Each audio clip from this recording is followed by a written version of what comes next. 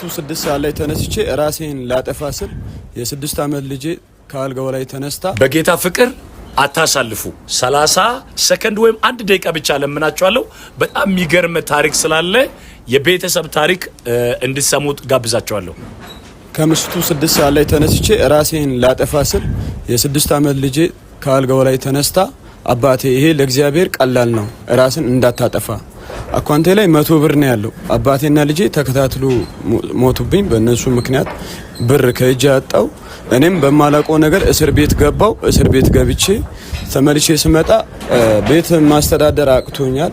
የቤት ኪራይ ተከራይተን ነው የምንኖረው እና ስለከበደን የእግዚአብሔር ቤተሰቦች እንድታግዙ ነው። ይህ ቤተሰብ እንግዲህ እሱ በማያውቀው ሁኔታ ታስሮ አባቱ ሞቶ እናቱ ማነው ልጅ ሞቶበት በጣም መንገድ ላይ ተበትኖ ወድቆ ነበር የነበረው። ባለቤቱም ነፍሰ ጡር ናት። በጣም የሚያሳዝን ፋሚሊ ነው። እንግዲህ ሳይበላ ነው ያገኘነው። አካውንቱ ላይ 1 ብር 100 ብር ነበር የነበረው። በእንደዚህ ሁኔታ እኛ እንደ ቤተክርስቲያን ጎልጎታ ቤተክርስቲያን ምስኪኖችን በማገዝ ቢታወቅም ብዙ ማድረግ አንችልም። ከ1 ወር በላይ ቤት ኪራይና የተወሰነ ነገር ከዛ የዘለለ ነገር ማድረግ አንችልም። ቅዱሳኖች ግን 50 ሎሚ ለአንድ ሰው ሸክም ነው፣ ለ50 ሰው ግን ምንድነው ጌጥ ነው። ይሄን ቤተሰብ ብታነሱ፣ እቺን ሕፃን ልጅ ብታስተምሩ፣ ይሄ ከእስር ቤት ነው የመጣ እንደገና ሚስቱም ነፍሰ ጡር ናት። ኦልሞስት ጎዳና ላይ ያሉ ናቸውና ብናግዝ እኛ እንደ ቤተክርስቲያን የ1 ወር ቤት ኪራይና ትንሽ ነገር ነው የምናደርገው። እነሱን ግን ብታግዙ በስልኩ ደውላችሁ እግዚአብሔር ይባርካችኋል።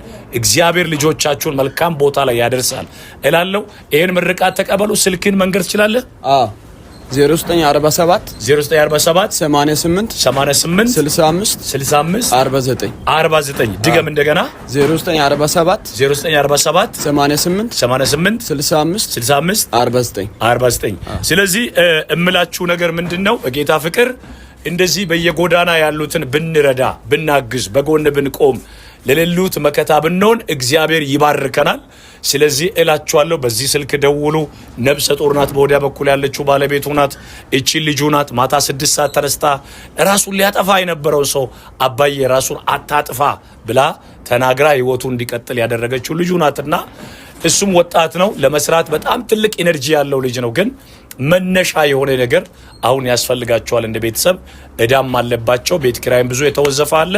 እኛ ግን እንደ ቤተክርስቲያን ጥቂት ነገር የቤት ኪራይ ጨምሮ ጥቂት ነገር ነው የምናደርግ። እናንተ ግን